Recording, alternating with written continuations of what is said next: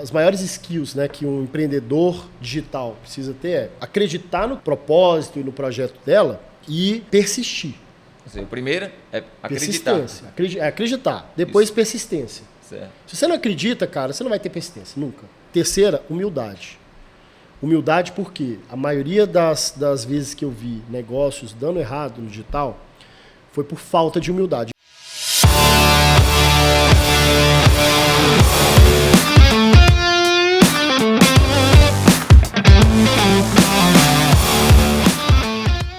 Se você aí, que está sentado aí no seu sofá, na sua mesa, não sabe por que você está perdendo dinheiro todo dia por não estar usando uma das ferramentas mais tradicionais do mercado, que é o e-commerce, vem comigo, porque hoje eu trouxe um cara aqui que é um dos dinossauros do e-commerce no Brasil. Bem-vindo, Paulo Pina, ao Montincast. Valeu. Muito Meu grande. Prazeraço estar aqui. Segundo que eu tô aqui, né? Segundo. Já participei do 001. É isso Só falta mais um pra pedir música lá no Fantástico. É verdade, né? Verdade. Sim, podia fazer uma parada assim. Tô aqui com Guilherme Prates, Isso aí. direto de Araçuaí, falei isso aí. certo? De Araçuaí e do mundo, né? E do mundo. É isso aí. Onde fica Araçuaí? No Nordeste de Minas. Nordeste de Minas. É. Perto da Bahia ali. É, eu vou lá só de Espírito vez. Santo, Bahia. Mais pra Bahia, né? Você não sabe se ele é mineiro ou se é baiano, tá vendo? O sotaque dele? Vou lá tomar um café de vez em misto. quando. Mas é bom que são duas culturas massa, né, cara? Demais, cara. Bom, galera, estamos aí numa nova temporada do Montincast. Vocês devem estar vendo aí cenário novo, local novo. Aos poucos a gente vai contando tudo, mas como a gente aqui gosta de ser direto ao ponto, a gente já vai iniciar batendo um papo com o Paulo Pina, que a gente está tendo o prazer de receber de novo, né, Pina? Já virou sua casa aqui, você tá ligado, né? A terceira eu vou pedir música. Não, você já vai chegar... A trilha chutando sonora porta. da abertura. É isso aí. Galera, aqui, como a gente sempre gosta de dizer no Montincast, é um bate-papo informal. A ideia é a gente levar histórias para vocês aí que nos assistem de motivação, de cases de sucesso no empreendedorismo, principalmente. Então, eu costumo dizer, né, Pina, que às vezes a gente fica querendo... Poxa, as pessoas estão querendo... tem que atrair gente demais nos vídeos e tudo mais, eu tenho que ajudar muitas pessoas. Mas, cara, se a gente conseguir sair desse papo aqui, pelo menos ajudando uma pessoa... Pode parecer pouco, mas, cara, a gente pode mudar a vida de uma pessoa com uma coisa que a gente vai falar aqui. E às vezes vai mudar a vida de uma pessoa que vai mudar a vida de um monte de pessoas, né? Esse é o ponto, Aí. cara. Tem uma grande frase aí, ela é um pouco meio filosófica, né? Eu carrego ela como mantra da vida, que é o seguinte: é muito difícil você saber quantos frutos tem numa semente, mas facilmente você vai saber quantas sementes tem dentro de um fruto. Então, talvez a semente que a gente vai trazer aqui hoje é um conhecimento que a gente vai implantar na cabeça da pessoa, no coração dela, e que os frutos são incontáveis, né? Então, para isso, vamos começar o nosso bate-papo aqui, né, com um dos pais do e-commerce do Brasil. E, obviamente, para começar lá do começo, né? Cara, de onde é que você veio? De onde você veio? Primeiro, eu tô me sentindo velho, porque eu era o novinho do e-commerce. Agora eu sou um dos pais e como eu mas tá passando não mesmo, quer cara. dizer que é um dos pais que é velho. Não tem nada a ver, pô. Estamos aqui, ó. Quantos anos você tem, Prates? 24. 24 anos, o cara já rodou eu tenho 19. Então, tá vendo? Tô tranquilo. 22, pô. Pois é, eu tenho 19 É só anos. o corte que eu meti aqui, que é detalhe. Mas, ó, realmente, assim, eu vivi muitas eras do e-commerce. É muito legal quando a gente começa a olhar, porque, né, a experiência que a gente já passou num mercado tão dinâmico, né, que tipo... Cara, é literalmente a cada 2 anos é outro mercado. É muito louco isso, sabe? E, pô, eu comecei lá, assim... Você é daqui de BH, Você é de mesmo? BH. Eu sou de BH. Você quer que comece lá atrás? Isso. Ou você quer que comece... Não, assim, é legal falar um pouquinho De onde você veio, onde você foi entendeu? criado. Então... Os Porque, cachorros você assim, tinha. você é mais ou menos da minha idade, né? E sendo de BH, não sei se você lá na sua cidade pode ter vivido isso, mas, por exemplo, cara... Ficar na rua, chutando bola. Você tá maluco? Demais. Jogar ranca. Ranca, rouba bandeira, Rouba esses bandeira. negócios. Fazer umas... Posso falar sem palavrão? Pode. Então tá bom. Fazer umas cagadas, tipo, de pendurar naquela linha de varal e tentava fazer de Tarzan e machucar a mão e ficar com marca o resto da vida. Cara, e tem uma curiosidade que ele contou pra gente. Quantos pontos? Quantos pontos você 120. tem no corpo? 120 pontos, cara. 120. Mais do que o Cruzeiro no Brasileirão. 120. Não, e a maioria deles foi até 6 anos de idade. A grande maioria. Tá Isso mostra que você é uma pessoa fora do comum, né?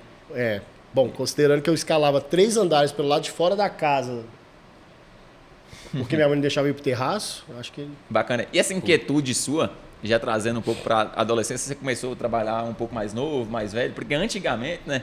Eu ainda peguei, graças a Deus, peguei um pouco dessa era que a gente não tinha problema de trabalhar quando criança, né? Pelo menos na região nossa. De jeito nenhum. Hoje em dia tem muito mimimi porcaria nenhuma, porque minha filha, eu vou colocar... Ano que vem eu vou abrir um canal no YouTube pra ela e aos 10 anos eu quero aposentar. É isso aí. É um canal de maquiagem. Ela não sabe, mas ela já sabe, tá... não, 5 anos de idade, já, no 6 já vai ter o canal dela. Isso. Mas é verdade, hoje em dia tem muito... Assim, é lógico que, claro, você não vai colocar um trabalho... Né? Escravo, assim, e outra, não é os pais, eu acho, forçar a criança. Eu acho que é incentivar. Exatamente. E a criança querer fazer alguma coisa, querer empreender alguma coisa. Né? Eu comecei bem cedo. Né? Assim, eu tenho 2 referências assim, muito, muito fortes, que são meu pai e minha mãe. E na minha infância, meu pai já empreendia. Meu pai começou a trabalhar bem novo, né, numa fábrica de computadores, engenharia eletrônica. E aí, ele, em algum momento, na época aquela virada de dólar, né? Na época da virada do real, na época que o dólar era muito valorizado aqui, tinha hiperinflação, a maioria das pessoas aí talvez não vão lembrar, mas tinha hiperinflação. E aí, meu pai estava na parte de informática, ou seja, todo mundo queria ter computadores, assim, todo mundo, era um desejo, né? As pessoas terem computador em casa, 94, 93... E ao mesmo tempo você não tinha uma facilidade para fazer importação e tudo mais. Então meu pai tinha uma empresa que ele trazia as peças, né, de fora, montava os computadores e vendia os computadores. E aí ele começou em casa, depois ele montou o escritório e montou essa empresa. E minha mãe ajudava ele. E às vezes eu ajudava também. Às vezes eu ajudava ele a montar os... E assim, eu tinha o quê? 8 anos, 9 anos, né? Eu sou de 84, viu, gente? Novo pra caramba. Então, eu ajudava ele a montar os computadores ali e tal. Então, eu fui aprendendo. Pô. Meus primeiros contatos com o computador eu tinha 8 anos de idade, né? E, às vezes, ele ia no cliente, eu ia com ele. Então, eu fui acompanhando isso. Nessa época, a gente tinha uma condição muito, muito boa, né? Tinha uma condição financeira muito boa. Eu tinha tudo que eu queria ali, a gente tinha. Mas deu uma virada. Lá, quando eu tinha meus 12 anos, deu uma virada que essa empresa do meu pai ele acabou quebrando. Teve um problema com o sócio deu umas puxadas de tapete nele lá e deu um problema sério e ele acabou quebrando e fechando a empresa. E aí a gente passou por umas situações bem complicadas. E aqui, né? trazendo um foco, é bem interessante, você já começou a passar pela experiência de quebrar, que Sim. a maioria, eu creio que a maioria dos brasileiros que empreendem tem uma maior probabilidade de quebrar do que de prosperar. Você só pode falar que você empreendeu depois que você quebrou pelo menos um negócio. Né? E aí você teve essa experiência... Eu tive lá experiência com 12 anos. Com 12 anos. Com 12 anos. E aí, Ainda bem que o dinheiro não era seu, né? Exatamente. Às vezes você quebra o negócio e consegue reverter. Às vezes você quebra o negócio e vai ter que fazer outro negócio. Mas se você não passou por uma experiência dessa... É claro que é óbvio que tem as exceções, mas se você não passou por uma experiência dessa, você não valoriza, eu acho, alguns dos pilares de um negócio. Acho que assim, é claro, meu pai sempre me falava, né? Meu pai sempre foi uma referência muito grande para mim em relação a aprendizado, conhecimento e tal, né? Autoconhecimento. E ele sempre me falava o seguinte, que tem 3 formas, tem 3 tipos de pessoas. A pessoa que ela aprende com os próprios erros, acho que a maioria de nós, né? A gente aprende, a maioria das coisas que a gente aprende é com os próprios erros. Tem as pessoas que aprendem com os erros dos outros, aí é o sábio, né? Então ele não precisa nem errar, ele viu o outro errando e ele já aprendeu. E tem o burro, que não aprende nem com os erros dele, né? Ele continua errando. Nem com os dele, nem com os dos outros. Nem com os dos outros, nem com os dele, não aprende. Assim, nós todos temos os nossos momentos de burro também. Acho que, né, faz parte de todos nós. E às vezes a gente é sábio em alguns momentos, em algumas situações. A gente aprendeu com o erro dos outros. A gente teve esse nível de consciência. Em outros momentos a gente erra e aprende com os nossos erros.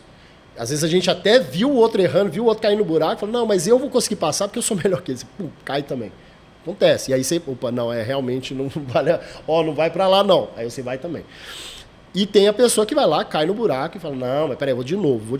E tem uma coisa interessante também. O que separa o burro do gênio, ou o burro do empreendedor, é quantas vezes ele conseguiu levantar do buraco, né? Porque às vezes a persistência faz você realmente acredita que você vai conseguir passar por aquele buraco, você pode tentar 1, 2, 10 vezes e uma hora você passa.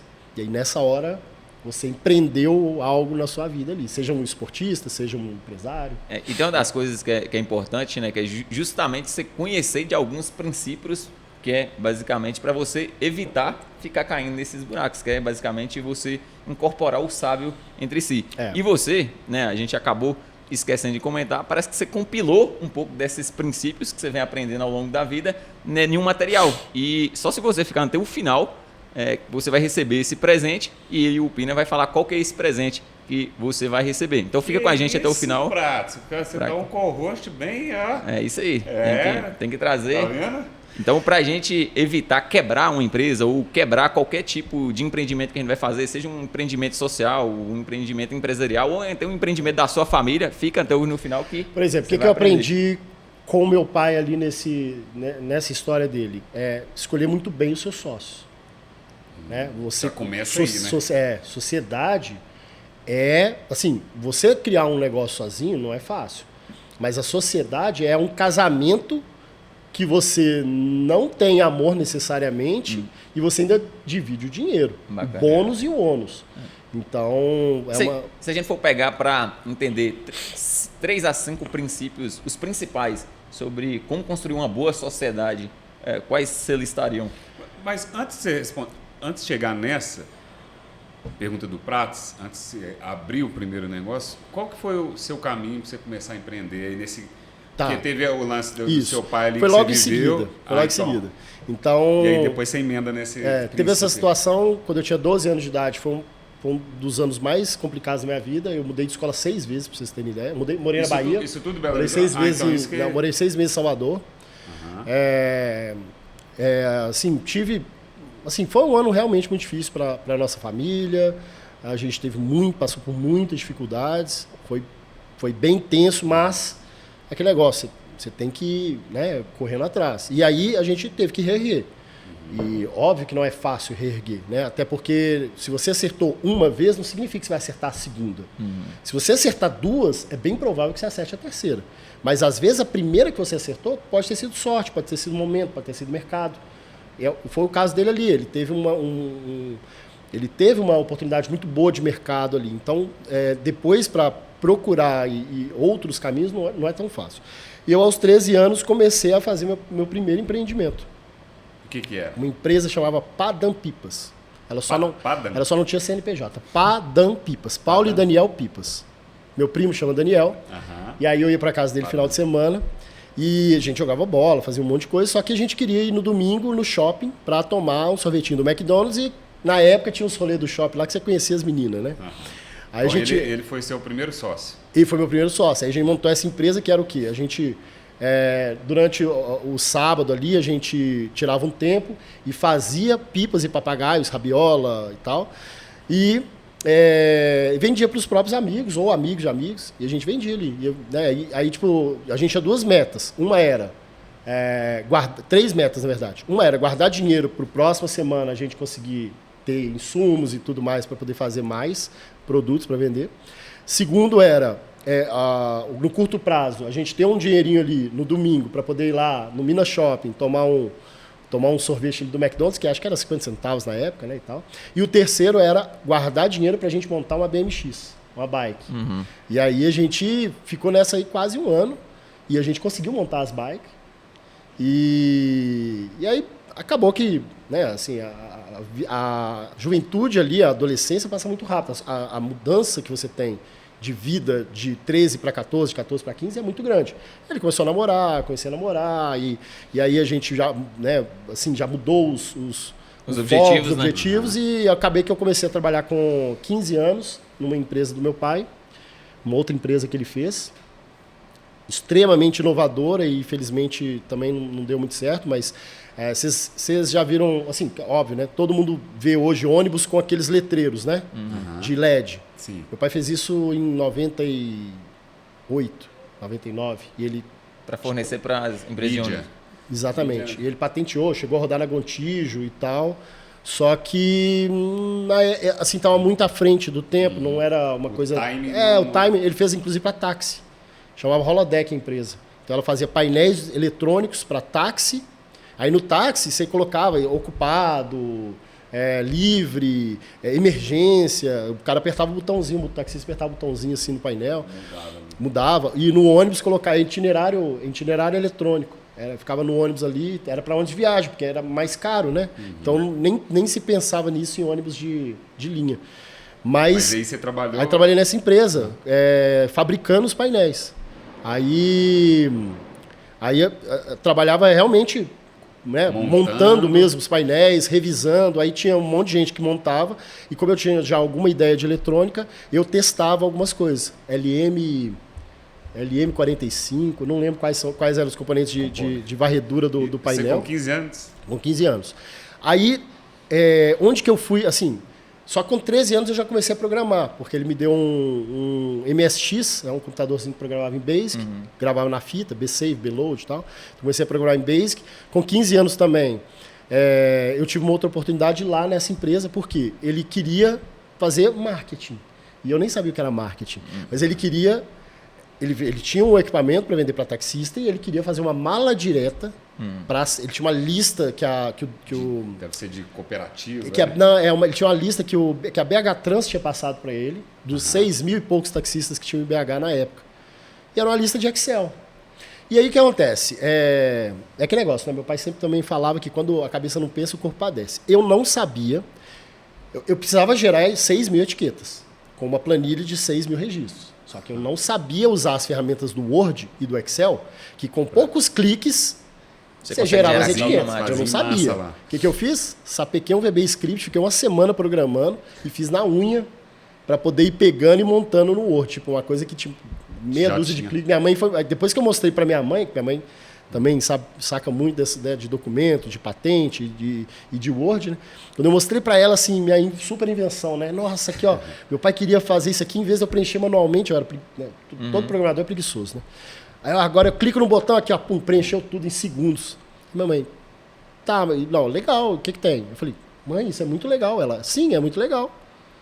Eu falei, tá, mas eu que fiz. Ela, sim, todo mundo faz isso. Aí eu, não, como assim todo mundo faz? Ela me explicou que tem a ferramenta no Word. Eu falei, não, mãe, mas eu fiz o programa. Mostrei o programa lá com, sei lá, centenas de linhas de código. Aí ela tá, nossa, legal, mas já tinha pronto. Mas cara, mas isso deve ter sido, se você for olhar para trás, uma experiência de desenvolver. Você era autodidata. Autodidata. Até então. Aí eu fiz certificações e tal, mas autodidata. Sim, mas nessa época você... Não, eu fiz certificações em 2015, eu fiz 3 certificações da Microsoft. Não, eu estou dizendo, 2015. Quando você fez esse código Quando eu tinha 15 anos, eu fiz 3 certificações da Microsoft. Tá. Entendeu? Aí eu já comecei a gostar da área de tecnologia. Essas etiquetas aí, você não tinha feito não. Né? Nem tinha internet, cara. Eu nem sei como é que eu fiz, né? Porque como é que o programador programa sem internet hoje, né? É interessante. Tá aqui um ponto para a gente trazer um foco, que é o processo do treino, né? Às vezes a gente fala assim, pô, passo muito tempo fazendo alguma atividade e aí não me traz resultado, né? Só que vamos pegar um exemplo de um atleta, né? O atleta, para ele ter uma performance, ele passa mais muitas horas treinando. E às vezes ele não alcança o êxito nos primeiros 3, no segundo, no terceiro. Talvez no 10º treino ele ainda não alcançou o êxito. Só que se ele ficar fazendo consistentemente aquilo, bem provável que o resultado vai vir. E foi o que você fez, né? Talvez aquela semente daquele primeiro sistema, as primeiras linhas de código. Viver o lance, porque se olhar da empresa do seu pai quebrar. Isso tudo estava sendo um treino, né? Mas se você olhar com o ponto de vista do empreendedorismo, foi uma falha minha ter feito esse código. Sim. Por quê? Você não investigou, você tinha uma solução já, né? Exatamente. Porque às vezes a pessoa... tive uma ideia, um aplicativo que você coloca no celular e ele tem um mapa, você escolhe o lugar que você quer ir, quando você aperta um botão, uma outra pessoa Aí você fala, pô, tem Uber, né? Mas olha só, tem Pina, muita gente que tem altas ideias de coisas que já existem. mas eu vou te contar uma experiência minha, que talvez se eu tivesse feito a mesma coisa, a Montink não existiria. Quando a gente começou, há 9 anos atrás, eu cheguei em alguns fornecedores e falei, cara, eu preciso que você produza uma camiseta em até 3 dias, com preço baixo, eu vou te mandar o pedido, você me entregar e despachar, enfim, o que a Montink é hoje. Aqui em Belo Horizonte, 2014, 2015, eu levando essa ideia. E aí, a galera fala assim, esse menino é doido, como que eu vou fazer preço de custo? Mano, não tem, você tem que fazer um pedido mínimo para ter um custo, eu vou te entregar aí com 20, 30 dias. E aí, cara, isso já era o print on demand, né? Só que, como a galera não entendeu, a gente montou a nossa própria fábrica e a gente começou a fazer o print on demand. Qual que é o ponto? Se eu tivesse pesquisado que existiam plataformas já fora do país fazendo print on demand, né? Naquela época eu não pesquisei, cara. Eu falei, vamos fazer esse negócio acontecer. E a gente montou a nossa fabriquinha, que a gente, todo dia à noite, ficava lá prensando as camisetas manualmente. Cara, já existiam players grandes. E aí a gente começando a história da Montink ali, lá fora. Tudo bem. Mas eu falei, se eu tivesse pesquisado um pouquinho, porque assim, logo depois eu falei, não é possível que não existe uma empresa disso. E aí eu fui conhecer os players. Eu poderia talvez ter desistido. Falei, cara, como é que eu vou brigar com esses caras? Não, mas, só fazendo uma analogia. Mas isso é normal, porque é o seguinte, se for olhar bem, o nosso marketing digital aqui é 5 anos atrasado em relação aos Estados Unidos. E tudo bem. A gente está em locais diferentes. O problema é que, às vezes, uma pessoa querer ter uma ideia que ela, às vezes, considera inovadora de uma ferramenta que é tipo reinventar a roda, igual. Então. Mas reinventar a roda que tá aqui, entendeu? Sim, tipo, sim. ó, fiquei sabendo que, pô, lá no Japão os caras têm um negócio redondo que você coloca no carro e ele anda. Beleza, vão fazer aqui, vão replicar, beleza.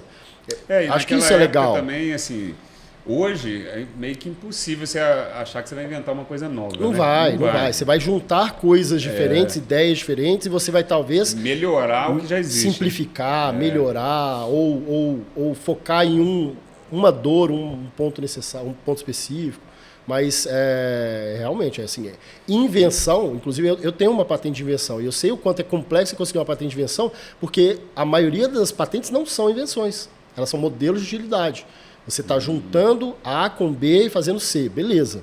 Mas você realmente criar uma nova letra do alfabeto é completamente diferente. E o INPI ele é bem restrito em relação a isso. Então, ele é bem criterioso. Invenção é invenção. Modelo de utilidade, modelo de utilidade. E a maioria dos novos produtos, dos novos produtos são registrados aí, que você tem uma patente, são de modelo de utilidade, não é de invenção. Entendeu? Ô Pina, no início aqui eu falei pra galera que a gente está conversando com um dos dinossauros aqui, com todo respeito do e-commerce. Mas como que foi essa transição, então, quando que nasceu a i7? Como que você pegou esse todo aprendizado aí da sua juventude e criou a sua empresa? Vou só dar 3 passos aqui antes, então. Então, eu comecei a programar, né? Assim, programar mais e tal. Aí eu tive meu primeiro estágio com 16 anos. Era um estágio de curso superior, mas minha mãe mandou o currículo, chama SAMP, Assistência Médica, é um plano de saúde, e pegaram o meu currículo lá, beleza, e eu comecei a fazer o estágio. E aí chegou na entrevista, eu simplesmente, assim, eu falei um monte de palavra difícil, quem estava me entrevistando não conhecia as palavras difíceis, eu conhecia, eu só não sabia bem o que elas faziam. Passei na entrevista. Tive que aprender tudo e beleza. E aí eu fiz meu estágio, acabei destacando na empresa ali, como estagiário até, depois eu virei administrador de sistemas da empresa. Aí chegou um determinado ponto em que eu precisei fazer um processo seletivo do meu próximo chefe, dentro da própria empresa, que eu ainda tinha 17 anos, e o chefe de TI precisava ter, né, maior de idade para poder assinar. Então, foram trocar a pessoa e eu fiz o processo seletivo da pessoa que ia ser meu chefe. Muito louco isso. Daí de lá, eu acabei indo trabalhar, tive uma oportunidade de trabalhar com programação mesmo. Então, nessa experiência ali, eu peguei muito parte de rede, de infraestrutura, na época, conexão wireless, entendeu? Entre várias filiais e tal. Então, fiz N projetos ali, aprendi muito ali. Sou muito grato a essa oportunidade que eu tive. Depois, eu tive a oportunidade de trabalhar na Ceasa como programador. Era um grupo... Direto no Ceasa mesmo? Dentro da Ceasa, trabalhava dentro da Ceasa. Um grupo de 8 empresas, a gente estava desenvolvendo um software RP para gerenciar essas 8 empresas. Assim, um grupo que, na época, somado às empresas, dava uns 400 milhões por mês de faturamento. Né? Então, uma puta responsabilidade. Isso, você com quantos anos? Aí eu tinha 19 anos. Tinha assim, uma puta responsabilidade aí. Depois, lá para os 21, eu tive a oportunidade de fazer um software de jukebox, máquina de música. Assim, hoje deve ter umas 40 mil máquinas de música aí que rodam meu software ainda hoje, que acabou me fazendo fazer a Vixon, que é a minha invenção, que é a máquina de música, né? Que é essa que você tem a patente. Isso, que eu tenho a patente. Mas aí, ou seja, evolui muitas questões de desenvolvimento de software, acabei criando uma outra empresa, a primeira no caso, né? Que era a Iconsoft, com o meu sócio Gildásio, que trabalhava comigo na Ceasa. Cara super inteligente, cara assim, cara foda, sabe? E a gente fez essa empresa para criar, na época, softwares para internet. Softwares, tipo, digitalizar. Por exemplo, Minasucar. Minasucar é uma fábrica de açúcar, né? E eles não tinham a parte de pedido. A parte de pedido, na época, era tudo tipo... Romanês. Isso, tudo manual. Papel. Aí a gente fez um sistema que ele conseguia usar PDA, cara, nem era smartphone. PDA, para poder tirar o pedido pela internet. Então, os vendedores que iam fisicamente nos supermercados, nos distribuidores, eles iam lá com PDA e acessavam a página em ASPX, né, que a gente fez, e aí eles conseguiam tirar pedido e tal, não sei o quê. Então, a gente fez essa Iconsoft, que era uma empresa de desenvolvimento de software. Só que, assim... Era uma software house? Era uma software house, né?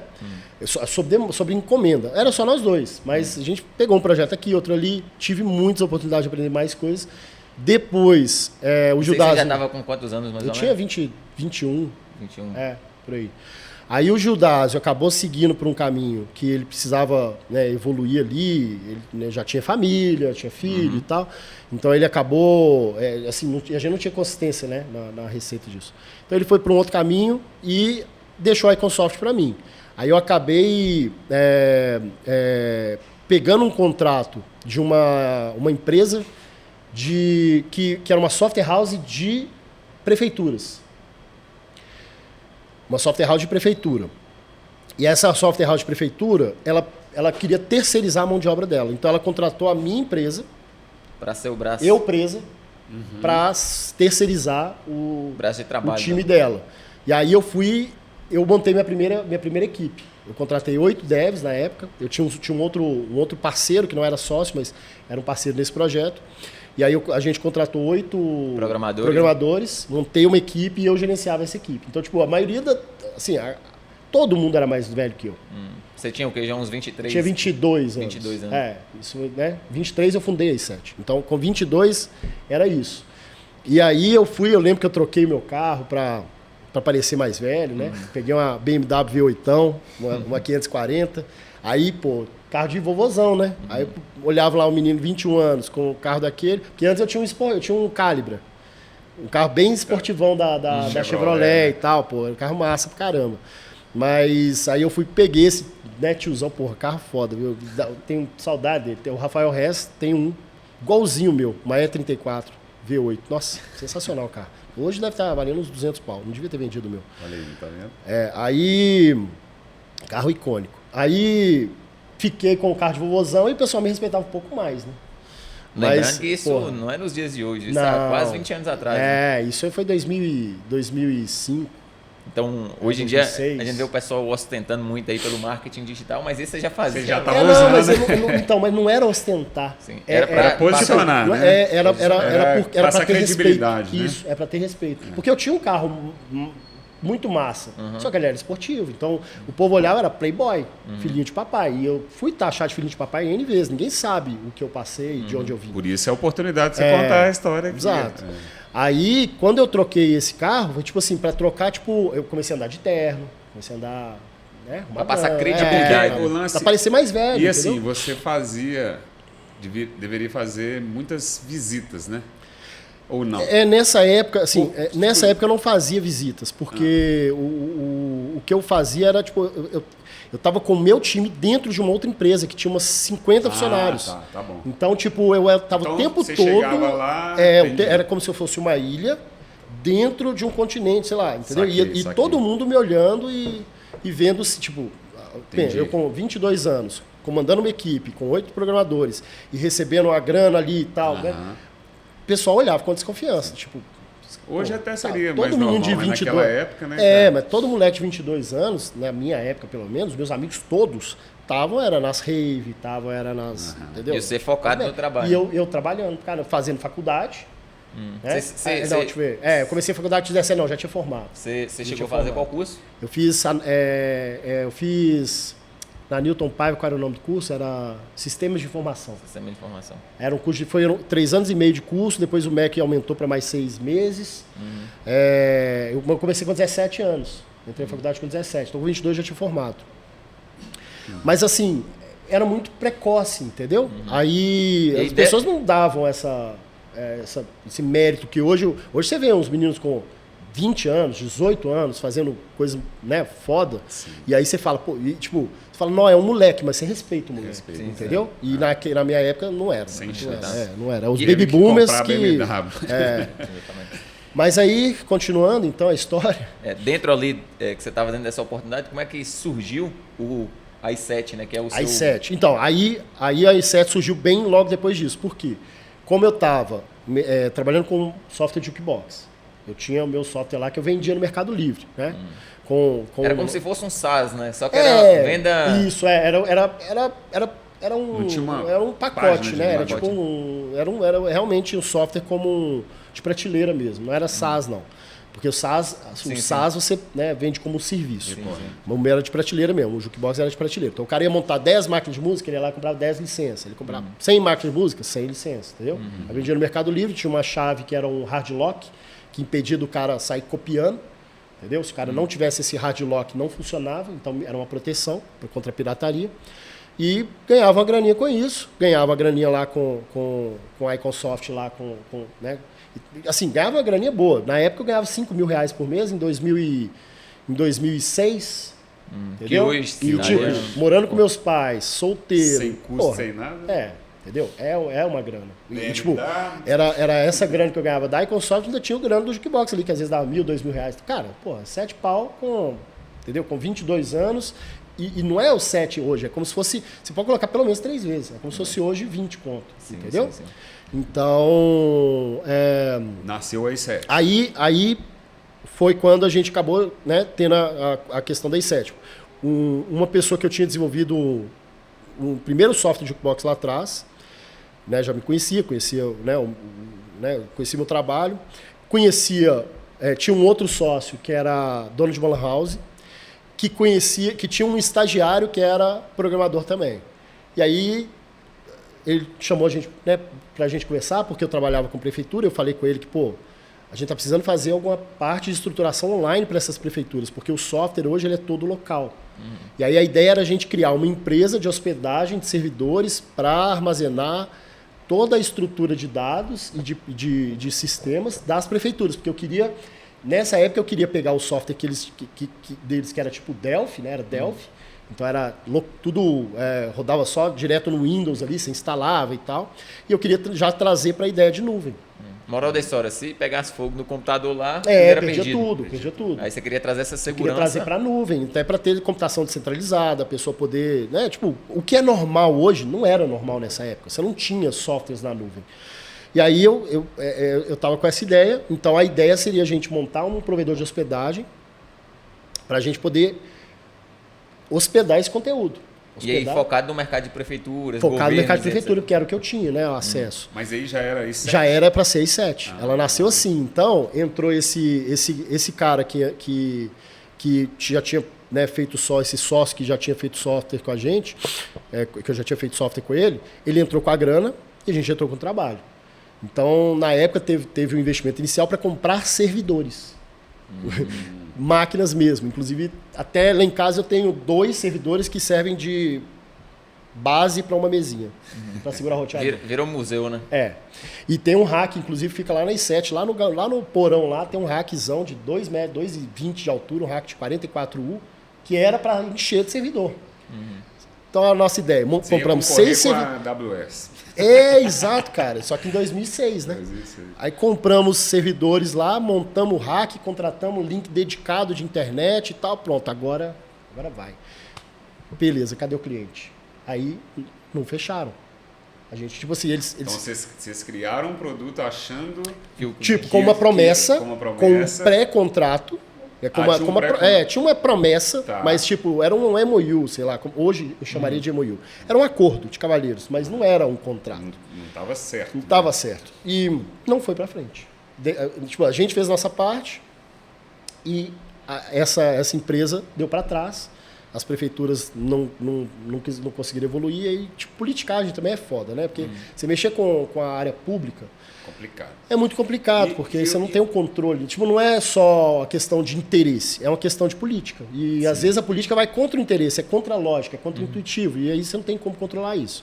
E o que vocês fizeram? Qual foi o momento de pivotagem para aí, cara, nossa, aí não. Aí a gente, me desculpe se você quiser cortar aí, tá, Panta. Aí a gente começou a se prostituir, né? Não, vou cortar não. Começou a se prostituir, porque tipo, no primeiro ano ali, 2006... A empresa não tinha renda, não tinha nenhuma capacidade de gerar renda. A gente tinha um sócio que colocou uma grana e ele queria, obviamente, o retorno do investimento. E a gente falou, cara, beleza, o que a gente vai fazer? Eu não tinha 0 de receita. Aí a gente começou, tipo, serviços que eu pegaria por fora, eu comecei a tentar trazer para a i7. Tarcísio começou a trazer para a i7. Então, tipo assim, a gente chegou a arrumar notebook de pessoas. Tipo, Megspace... Na época estava estruturando e eles estavam começando a instalar o Wi-Fi. Nós instalamos o primeiro Wi-Fi no Macspace. Então, assim, todo e qualquer serviço relacionado a... Qualquer coisa de tecnologia, a gente fazia. Vocês abriram. Aí isso em 2006, até que 2006... Aí a gente começou a trabalhar na plataforma de e-commerce, que chamava eShopping. Então, o Tarcísio começou a trabalhar nela. E como é que foi o ponto de virada para vocês passarem a ter interesse de trabalhar com e-commerce? Aí foi o Tarcísio, porque o Tarcísio trabalhou numa... Tarcísio, só para clarear, ele é o CTO, o CTO do i7. Ele tinha trabalhado antes num provedor de hospedagem de sites, que tinha uma lojinha virtual baseada num código open source. Era... OpenCart? Sei lá o que era, enfim. Né? Beleza. E aí ele tinha trabalhado nisso. Só que aí ele começou a desenvolver um software de loja virtual, né, baseado nesse outro software, nesse open source. A i7 nasceu baseada no open source. Na verdade, o eShopping, né? O eShopping nasceu baseado no open source. Então ele começou a pegar esse open source e começou a recriar ele, a recriar ele completamente, né? Tipo, pegou a estrutura de dados, ainda veio dele, mas ele começou a recriar um monte de coisa ali. Começou a recriar. E aí, beleza, quando foi 2007, por isso que eu falo que a i7, apesar dela ter sido criada em 2006, ela nasceu mesmo em 2007, porque em 2007 a gente lançou a plataforma de e-commerce, o eShopping, né? Vendendo por R$ 69,90. por mês. Ou seja, naquela época já era um modelo de SaaS. Já era SaaS. E aí, só para clarear, né, a gente está falando eShop, i7, só para contextualizar, o que é i7? i7 é uma plataforma de e-commerce para as pessoas criarem uma loja virtual sem precisar pensar na tecnologia da loja virtual. Ela basicamente é um serviço, ela é um site que ela vai lá, ativa um plano e ela já vem com uma loja pré-pronta, com um monte de recursos ali, e ela vai usando essas ferramentas, né, que tem dentro ali da plataforma para ela ir modificando e ajustando a loja dentro do que ela quer. Cadastrar os produtos, colocar as fotos, trocar banner, criar vitrine. Só que a i7 hoje, como ela tem tanto tempo, né, ela hoje é uma plataforma extremamente avançada. O nosso maior trabalho, inclusive, é simplificar a entrada. Porque o escopo dela é absurdamente grande. Você pegar as maiores plataformas de e-commerce que você possa conhecer aí, a gente vai ter recursos que eles não têm. É claro que vão ter recursos que a gente também não tem por causa de questão de, obviamente, priorização. Sim. Mas dentro do que a gente se propõe, acho pouco provável de achar uma plataforma que seja tão completa quanto a nossa. E até por causa dessa... Porque a gente nunca foi vendido, a gente é bootstrap, a gente veio lá de trás com uma ideia e a gente veio consistentemente construindo a ideia. E só para clarear para o pessoal, né, o que é bootstrap? É basicamente você vai ganhando dinheiro, vai vendendo a sua solução e com o dinheiro que você vai lucrando ali no dia a dia, você vai reinvestindo no negócio, sem precisar de pegar capital externo. O que é um capital externo? Investidor, banco e por aí vai. Inicialmente a gente tinha um investidor, mas Logo lá na frente... Vocês conseguiram Em pagar 2016, a gente readquiriu as cotas dele. Que era o cara dos servidores. Exatamente. Lá. A gente ele, inclusive, tinha maior, assim, tinha 40% da empresa. A gente readquiriu. Ele vai ver esse podcast aqui, ele vai ficar triste. Foi um puta trampo ali para poder... Mas é normal, né, cara? Isso aí é normal. Faz parte, porque os interesses mudam. Sim. E, tipo, o interesse dele era basicamente financeiro. E beleza, ele investiu uma grana no início, ele tirou, tipo, 30 vezes o que ele... 40 vezes o que ele investiu. E boa, ao longo do tempo, e depois a gente ainda comprou a parte dele. Então, foi umas 50 vezes o que ele investiu e tirou de volta. Foi um bom negócio.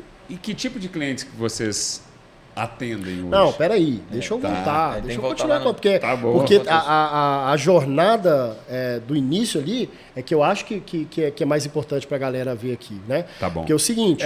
Isso é legal você falar dessa jornada, que é o ponto que eu falei no início de identificação, que às vezes com alguém que está assistindo a gente aqui. É porque eu contar o hoje, a pessoa às vezes ela desconecta demais. Ah, mas hoje e tal, tem milhares de clientes, mais de 20 mil lojas ativadas, tem não sei o quê, às vezes fica muito distante, lá, né? entendeu? Tipo, da realidade, às vezes, de muita gente, entendeu? Boa. Então, só que é importante. Sim, né, sim.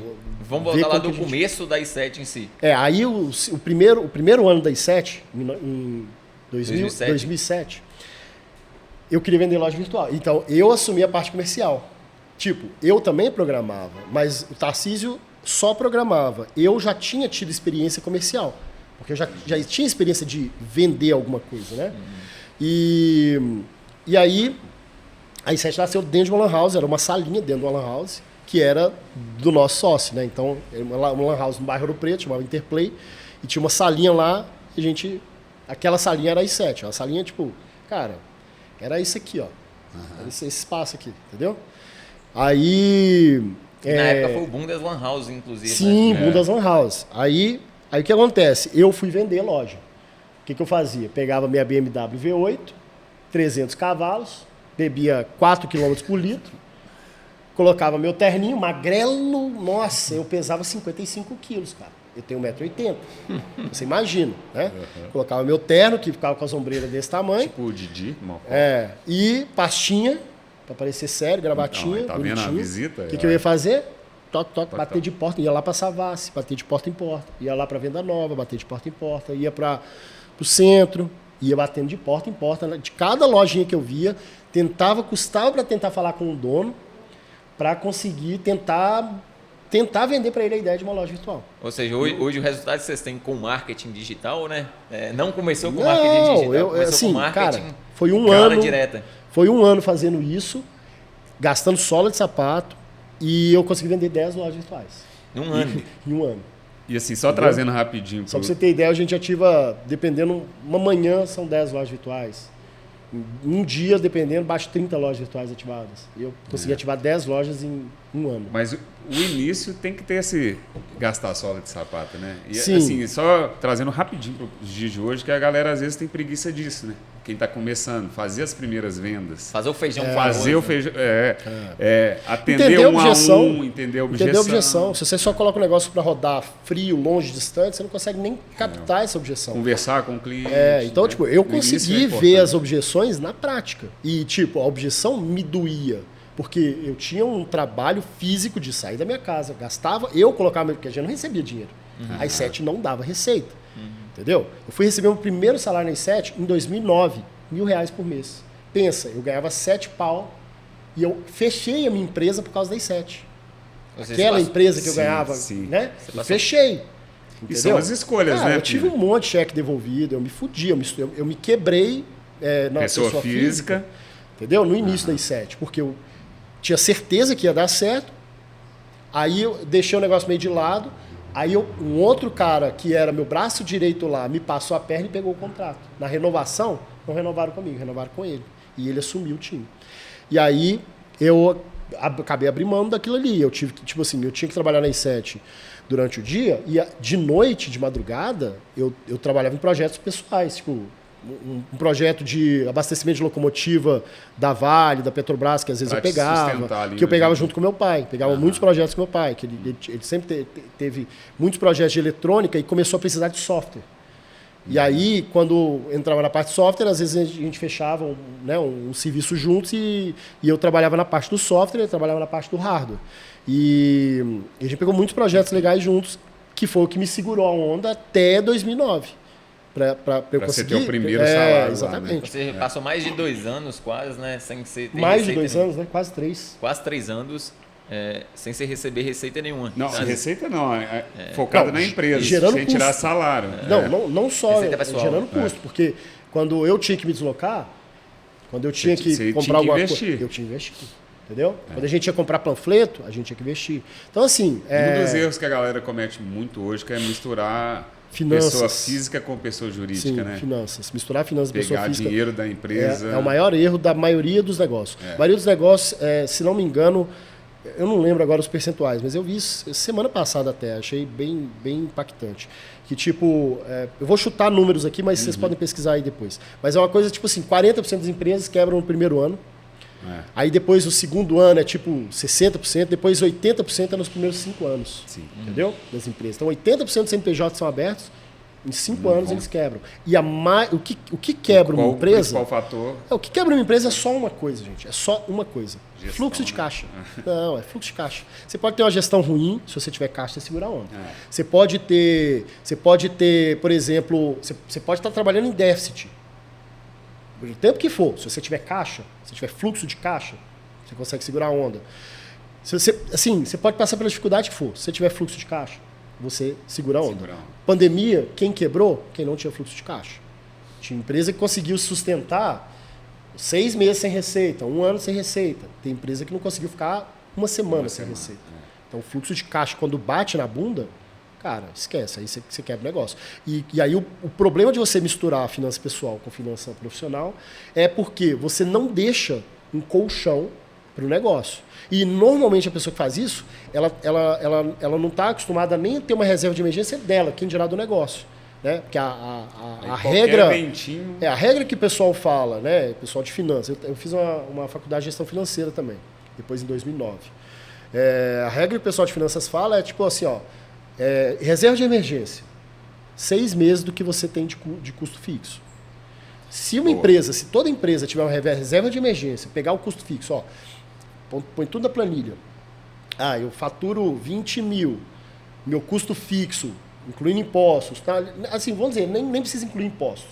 Pode ser éptida, porque vamos dizer que você parar o faturamento, seu imposto vai zerar também. Mas vamos dizer, meu custo fixo é 10 mil. Tá bom, eu preciso ter 60 mil em caixa. Tem que estar lá. Entendeu? É isso.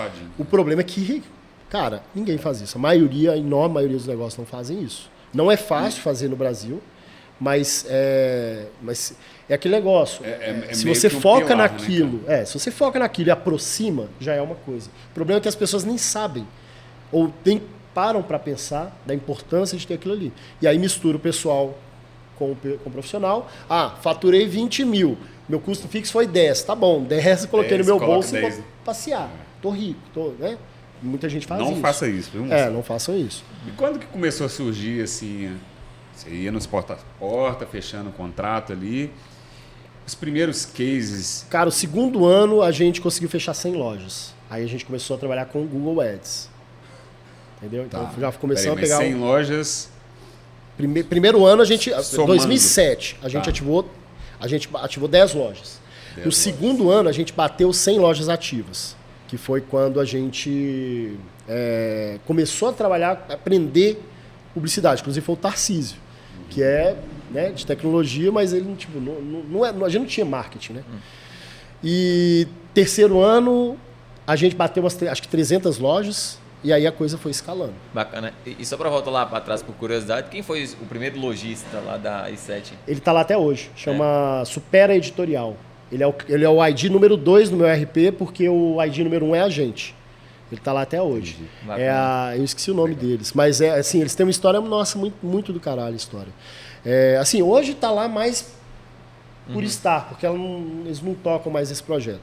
Mas a história deles, assim, nossa, a história é muito foda. E é o que... No início eu fazia por dinheiro, eu admito. Acho que muito empreendedor, quando começa, ele... Mas né? pelo dinheiro. Mas mesmo, aí né? depois você tem 2 caminhos que você vai seguir. Chega numa hora que você ou fala, não, eu estou fazendo só por dinheiro, eu vou fazer outra coisa. Ou você apaixona pelo que você está fazendo e você começa a ter um propósito muito maior do que só o dinheiro ali. É porque se for focar no Gisele. dinheiro no início, cara, Gisele é o nome da cliente. Gisele. Gisele. Gisele. E aí, essa cliente eu acho que foi uma virada de chave para mim em 2010. Que eu falei, Por quê? cara, a gente está tocando vidas. Que foi o seguinte, ela contou a história pra gente e fiquei bem... Nossa, cara, foi muito foda. Porque é o seguinte, em 2010, eles já estavam com a gente há 3 anos, né? E aí eles estavam faturando na época 100 mil reais por mês vendendo apostila na internet. E era o nosso maior cliente. E aí a gente, fui querer entender um pouco mais da história, né? E eles já eram amigos do Tarcísio, assim, clientes do Tarcísio lá na época que o Tarcísio trabalhava num outro provedor, entendeu? E quando o Tarcísio criou o e-shopping, colocou o e-shopping para rodar, ela falou, não, eu quero rodar nesse sistema seu. Aí por isso que ela foi a primeira cliente, entendeu? E aí o que acontece? Eles estavam contando a história que, tipo, era um casal, né, de senhores que trabalhavam em faculdade. E aí, a faculdade passou por algumas dificuldades, logo depois veio a crise de 2008, eles foram demitidos e eles focaram no site. E aí, o site antes era só vender apostilazinha aqui, ali e tal, né? Só que em 2008 a crise bateu, faculdades demitiram, eles ficaram desempregados e eles quase separaram. Eles estavam brigando muito, entendeu? Não estavam, tipo, né, estavam passando uma dificuldade muito grande. E aí resolveram tocar o site, acelerar o site em 2008, 2009. E começaram a pegar os conhecimentos que eles tinham, né, de faculdade e tudo mais, e começaram a compilar apostilas para as pessoas estudarem para concurso público. Ou seja, desde aquela época eles já vendiam o galera vendeu hoje que é um infoproduto, Um infoproduto. e-book, como se fosse um e-book impresso, entendeu? É isso. E boa sacada essa, cara, realmente. E aí eles Aí eles viram- vendiam apostila, entendeu? Vendiam apostila, só que era física mesmo, né? Xerocal e tal. E foi a virada de chave da vida deles, porque os dois começaram a fazer dinheiro, começaram a ter uma qualidade de vida, uma grana que eles nunca tinham tido antes, nem quando estavam empregados. Empregaram os próprios filhos, então os filhos acabaram participando do negócio e aproximando mais ainda da família, quer dizer, e eles ficaram muito felizes com tipo, o que eles estavam construindo juntos ali, entendeu? Bacana. E aquilo me tocou muito, que eu falei, cara, olha, assim, a gente se talvez a gente não tivesse... Tudo bem, é claro que a gente tem muita questão de egocentrismo, a gente se acha especial demais, mas é claro que se não tivesse sido com a gente, provavelmente eles teriam feito em outro lugar. Mas a gente participou, a gente teve a oportunidade de participar de falar assim, cara, eu participei disso, eu ajudei, e realmente a gente conversou muito com eles, a gente, desde o início das 7, a gente sempre foi muito próximo dos clientes, e não importa o tamanho do cliente, assim, quando um cliente chega e às vezes quer, posso chamar no privado, porque está num grupo nosso e quer perguntar alguma coisa, eu não sei, assim, hoje não tem como a gente saber todo mundo, né? Então eu não sei qual é o plano que o cliente tem, se ele paga R$100 por mês ou se ele paga R$3.000 por mês, eu não sei. Mas se me chamar e eu, assim, pode ser um domingo à noite, se eu estiver tranquilo ali, quiser olhar, se eu quiser olhar, né? Porque aí eu não vou me colocar a responsabilidade de olhar, mas se eu quiser olhar e eu tiver, não, beleza, eu paro ali meia hora e dou uma mentoria de graça pro cara, E não assim, tem problema Pina, nenhum. você trouxe aqui um case de sucesso para a época e tudo mais, mas você lembra de algum case de fracasso? Tipo, do que os lojistas, algum cliente O maior fez fracasso. de errado, cara? E aí afundou o negócio? Eu tenho o maior fracasso da I7, que eu posso falar. E Não o precisa maior... nem citar nomes, assim, mas é o que a pessoa eu cito, fez, não tem problema. Eu cito o maior... Não, do cliente eu não vou citar, óbvio, né? Mas eu vou citar o case e muita gente vai Da própria assistir isso I7. aqui, vai saber. Da I7 todo mundo vai saber, mas muita gente, talvez do mercado, aí vai sacar. Mas vamos lá. Da I7, qual foi, eu acho, o nosso maior fracasso? O nosso maior fracasso foi, em algum momento, deixar talvez o sucesso, não é sucesso, o ego, o orgulho subir a cabeça e desconectar do propósito com o cliente. Isso em 2014. 2014, a gente tinha um grupo de Facebook com sei lá, uns 700 clientes nesse grupo. Ou mais, não sei. E aí a gente participava muito. A gente sempre foi muito assim, cara, muito próximo. Só que às vezes, você sendo próximo demais de uma pessoa, qual é a pessoa que você mais briga? Não é a pessoa mais próxima?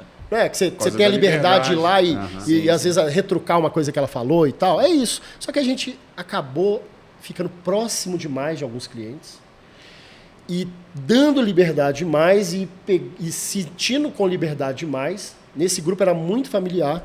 E esse grupo, inclusive, nem foi criado pela gente, foi criado por uma cliente. E essa cliente que criou o grupo, na verdade, uma amiga dela, sei lá, que era lojista nossa, estava reclamando de alguma coisa relacionada à atualização. E aí, reclamando, e aí a gente conversando e tal, não sei o quê. Só que ela foi muito rude, muito sem educação com o Tarcísio. E o Tarcísio hoje é um amor de pessoa, ele é um papai urso, né? Mas ele tem 2 filhos hoje. E ele não era, não foi sempre assim. Ele era um amor de pessoa igual uma porta, né? E até com a esposa dele, ele dava umas, né? Ela trabalha com a gente ela foi a funcionária 0001, né? Antes da gente trabalhar, ela já trabalhava lá, a Renata. E mesmo com ela, às vezes, quando ela ia perguntar algumas coisas que boba pra ele, falava assim, Google. Ele só respondia assim, entendeu? Então o Tarcísio é programador hardcore mesmo. Igual eu falei, hoje ele tá um amor de pessoa. Mas em 2014 a gente não tinha esse nível de maturidade, principalmente ele não tinha esse trato para lidar com clientes. E ele estava num grupo de clientes, conversando com clientes.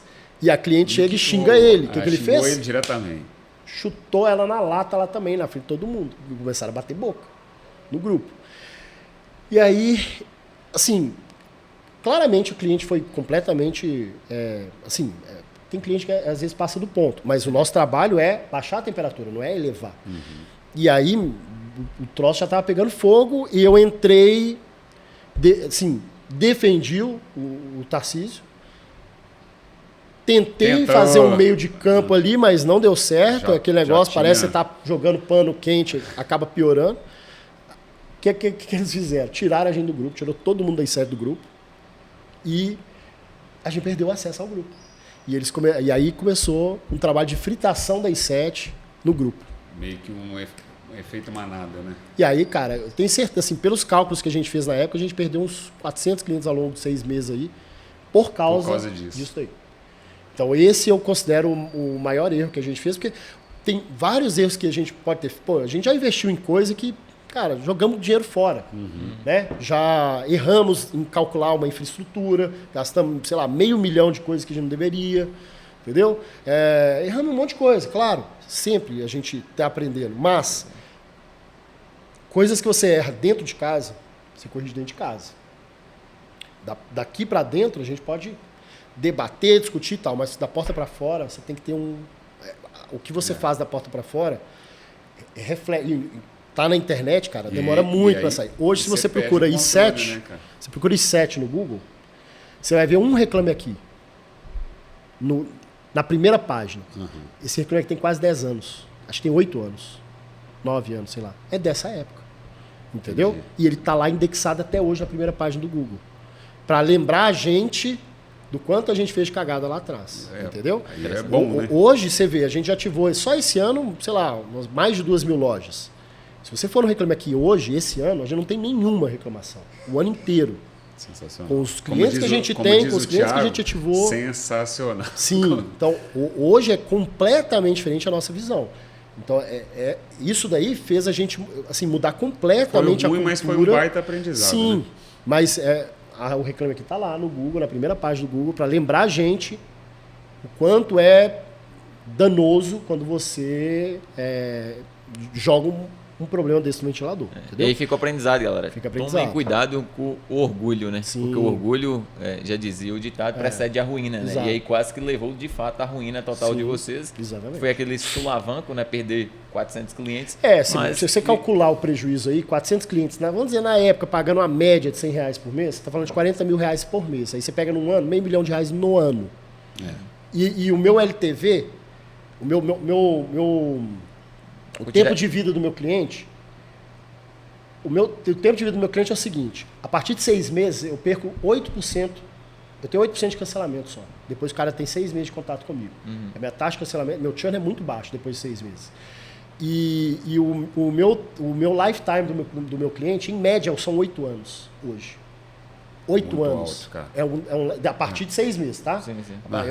Eu conto esse lifetime a partir de 6 meses, porque a i7 ela é uma plataforma muito extensa, e às vezes a pessoa entra lá, ela quer uma coisa muito simples, talvez não é o momento dela usar i7. Beleza, então eu separo o meu churn nos primeiros 6 meses, porque aí para mim é o quê? É melhoria de internalização do cliente, adaptação e tudo mais. Ali, né? É um onboarding, aí é uma etapa. Agora, o churn mesmo, que a partir de 6 meses ali, são 8 anos de LTV. E aí, cara, pensa, se eu estou falando de 8 anos de LTV médio, e eu perdi meio milhão por ano, são o quê? São 4 milhões de reais, no mínimo, entendeu? No mínimo aí que eu posso ter perdido, né? Que a gente pode ter perdido nessa brincadeira. Então, Pina, tem algum padrão que os lojistas, vamos dizer, de sucesso, desde o momento que ele entra, ele vai seguindo, tem alguma jornada assim que os cases de sucesso passam, vamos sabe? dizer, um passo a passo para que o cara tenha um sucesso, até porque, né, a gente comentou do sucesso daquela cliente, né, que começou a vender a apostila com vocês, mas de lá para cá até hoje já são quantas lojas abertas? mais de 20 mil lojas. Mais de 20 mil lojas ativadas. Então, se tem uma pessoa que entende e compreende o que é o e-commerce no Brasil, é você. Entender do e-commerce quer dizer que é entender do empreendedor de e-commerce. Ou seja o cara que tem um comércio local ou uma pessoa que está aventurando em empreender na internet. Assim, o que você entendeu de padrão comportamental da pessoa que tem um sucesso com e-commerce? Acho que assim, o que eu acho que é assim, as maiores skills, né, que um empreendedor digital precisa ter primeiro a pessoa acreditar no que ela no propósito e no projeto dela e persistir. Ou seja, o primeiro é acreditar. Persistência. Acreditar. Depois persistência. Certo. Se você não acredita, cara, você não vai ter persistência, nunca. E se você acredita, nem sempre você vai ter persistência. Então você tem que acreditar, persistir. São as 2 primeiras skills. A terceira, humildade. Humildade porque a maioria das vezes que eu vi negócios dando errado no digital foi por falta de humildade. Inclusive é o case que eu ia contar também de fracasso, o maior case de fracasso de cliente nosso que eu vi hoje, né? Assim, que eu vi até hoje, né? Que foi justamente questão de falta de humildade. Uma loja que assim, uma história linda, cara. Um menino da favela, de uma cidade interior de São Paulo, e veio do nada, o menino começou a vender boné no Orkut, começou a ganhar um dinheiro, entendeu? O menino assim, humilde, mas batalhador, sabe? Correndo atrás da vida dele lá para 2010 e tal. Aí ele criou uma loja com a gente nessa época aí e começou a crescer a loja. E aí, pô, chegou lá em 2015, o cara tava faturando 300k mês. Ele tava muito bem já. 2015? Porra, 300 tava mil bem, meses, 300 mil por mês, entendeu? Aí já tava vendendo roupa e boné e tal, de marca, né? Roupa eco, não sei o que e tal. E aí ele travou, não conseguia crescer mais. Aí, assim, a gente sempre foi muito próximo dos clientes e tal, então, tipo, eu nem sabia o que era mentoria na época, mas acabou que eu dei uma mentoria para ele com algumas ideias, né? E uma das ideias que eu dei para ele foi, cara, seguinte, você vende... O problema que você está tendo, olha só, você está me falando que você tem um problema que o boné que você vende por R$150 na loja, a Netshoes consegue vender por 140. Você compra por 140 para vender por 150 e, sei lá, praticamente não tem lucro. E a Netshoes está vendendo por 140 porque ela provavelmente compra 120, ela tem um volume muito maior. Netshoes, acho que nem era marketplace na época, estava começando isso. Falei, cara, é o seguinte, você não tem como competir com os grandes assim, mas o que você pode fazer? Se você tiver uma marca própria, você cria uma marca própria sua de boné, que vai te custar, sei lá, R$30 fazer o boné, R$20 fazer um boné, e aí você pode vender esse boné por R$50. E aí, qual que é a sacada aqui? Você anuncia o boné, acho que era na época o boné ele vendia por R$200. Aí eu falei, você anuncia esse boné que você vende por 200, você anuncia ele por 160, que é mais barato que a Netshoes, que é mais barato que os outros sites aí. Se o cliente comprar ele, você vai perder dinheiro. Você está comprando o cliente ali, mas você vai perder dinheiro. Beleza, você está investindo. Só que você vai colocar um carrossel embaixo ali, ó, com vários bonés seus da sua marca e falando 3 por 150. Aí a pessoa, pô, vai comprar um boné, ela fala, e os bonés bonitos, né? Tem que ser bonito. A pessoa, pô, vou comprar um boné aqui só porque ele é da Nike. Beleza, é uma puta marca e tal, mas só pela marca eu vou pagar 160 ou se eu quiser só um boné legal, não estiver tão preocupado com a marca, eu compro 3. Entendeu? Entendi. E aí ele colocou isso em prática muito rápido, cara. Muito rápido. Menino assim, igual eu falei, foda, menino brilhante. Colocou tanto para boné, para roupa, etc. Cara, a loja dele bateu... Eu lembro que, acho que 2017, 2018, 2017, ele bateu 2,5 milhões em vendas em uma noite de Black Friday.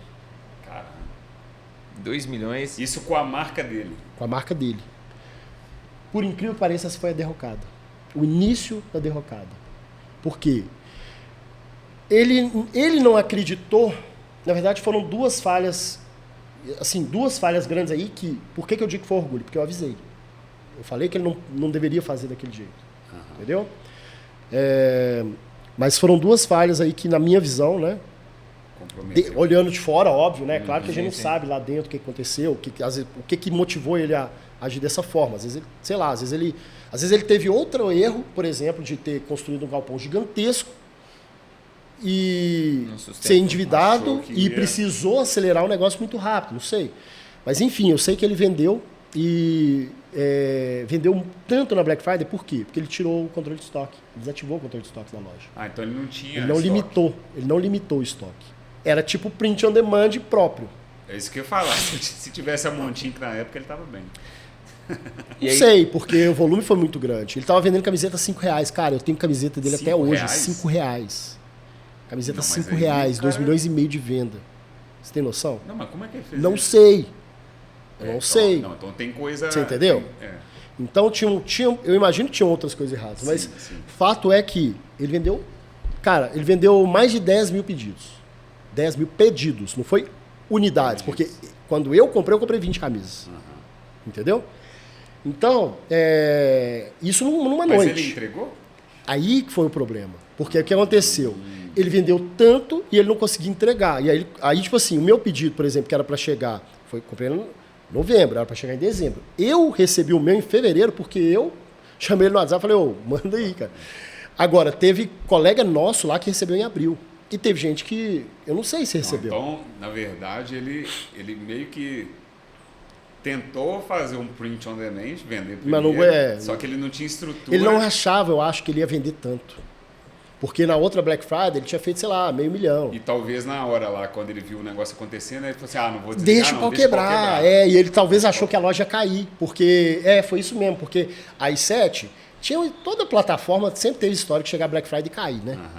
E esse foi o primeiro ano, a primeira Black Friday que a gente não caiu. Entendeu? Sustentou. Na verdade, não. Foi o segundo. Contava com o seu... Foi o segundo. Na 2016 a gente não caiu. E 2017 foi o segundo, foi 17. E 2017 também já não caiu. Só que ele achou que a loja dele ia ficar lenta. Uma hora vai cair, beleza. E a gente já estava fazendo live de Black Friday já. E ele achava que a loja... Ou então ele também pensou que, vou vender... Já tem um plano aqui de como que eu vou entregar isso, né? Mas eu acho que ele errou a mão, porque ele mesmo falou depois que... Eu não consegui falar com ele por um bom tempo. Depois, quando a gente conseguiu falar, porque ele ficou perdido, ele falou, cara, eu estou acostumado a entregar 300 pedidos por dia. Para eu cumprir o que a Black Friday fez, eu preciso entregar 800 pedidos por dia. E com a aceleração que eu estou fazendo aqui, contratei um monte de gente, eu estou conseguindo entregar 400, 450. Então, tipo, o que seria... Se ele tivesse, e aí é o que eu falei, uma série de erros, porque se ele tivesse caixa, ele poderia se dar o luxo de chegar e falar assim, fechado para balanço. Entendeu? Ou o seguinte, não quero fechar para balanço, mas existe uma regra no mundo dos negócios que é o seguinte, se tem fila na porta, o preço está barato. Então o que eu faria no caso dele ali? Primeira coisa, duas coisas que eu faria. De cara, se você tem fluxo de caixa, né? Eu faria duas coisas. Primeiro, aumenta o preço para caralho. O produto que eu vendia por R$40 eu colocaria 60, 70, que você já diminui o volume de vendas, aumentando a sua margem de lucro. e pararia de aceitar parcelamento sem juros e cobraria juros de 2,99 para cada parcela, que é mais uma coisa que diminui um pouco a conversão, mas aumenta a margem líquida. Então, ou seja, eu iria acelerar a composição de caixa com menos trabalho, talvez o meu volume ali ia diminuir pela metade, mas eu não ia diminuir o faturamento pela metade, e aí eu ia conseguir focar, talvez entregar. Beleza. Assim, mas é aquele negócio, o empreendedor que já está faturando milhões, muitas vezes ele se perde no tipo assim, eu vim de lá, estou aqui, quem que é esse menino para poder me dar, né? Esquece mesmo do feijão com arroz, que é o que geralmente dá certo. Aí é o orgulho. E o segundo, aí essa foi a primeira derrocada. E aí qual que foi o problema dessa? Milhares de Reclame Aqui. Facebook baniu o domínio dele, as pessoas não podiam nem postar, ele não podia fazer anúncio. E aí ele começou a ter uma série de problemas com a própria loja dele. O que ele fez? Qual foi a saída dele? E aí foi a segunda derrocada. Marketplace. Ele foi para a Netshoes, começou a vender dentro da Netshoes e escalou de novo. Em vez dele sanear o problema e diminuir a dependência do Netshoes, ele chegou a faturar lá. Ele chegou a ser, acho que o segundo maior série da Netshoes, faturando, sei lá, quase 3 milhões, 2 milhões mês. E aí o que acontece? Ele ficou dependente do Marketplace. A loja virtual dele caiu, sei lá, para 300 mil de faturamento, por aí, que nem sustentava mais os custos dele. Ele tinha 80 costureira, máquina, um monte de financiamento, galpão que ele estava pagando, um monte de coisa, um monte de custo. Mas aí a Netshoes sustentava. Só que aconteceu logo em seguida.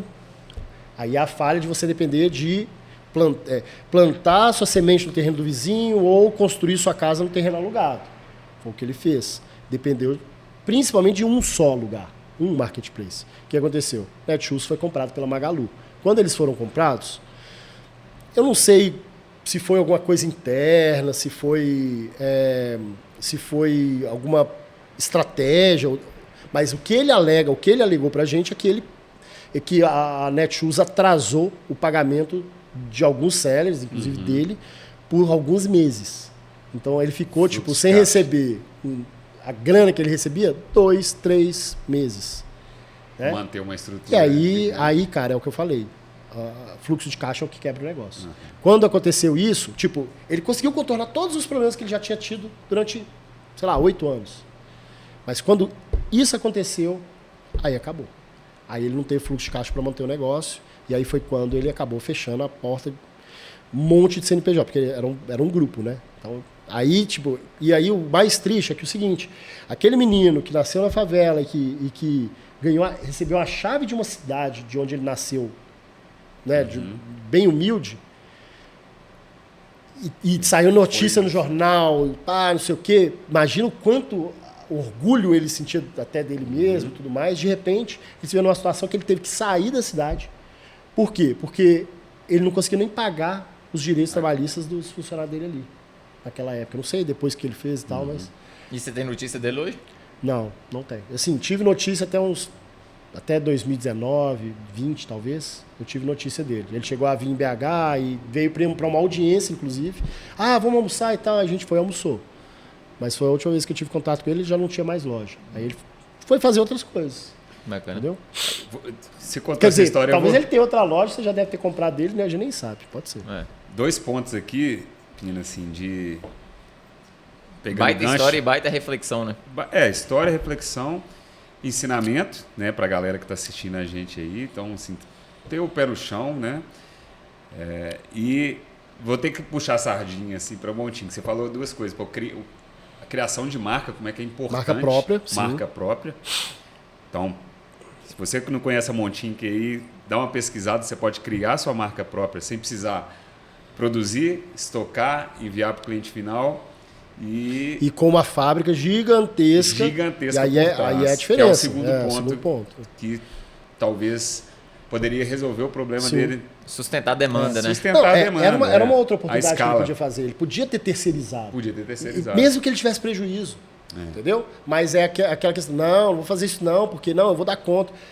E aí é a arrogância, né? E aí vale uma reflexão importante, porque o Pina, ele salientou, falou várias vezes da importância do fluxo de caixa. E fluxo de caixa no português, claro, é basicamente você vender consistentemente e crescentemente e diminuir ali sua receita. Venda, você ter dinheiro guardado. Basicamente isso. Ou seja, se você vende... Isso.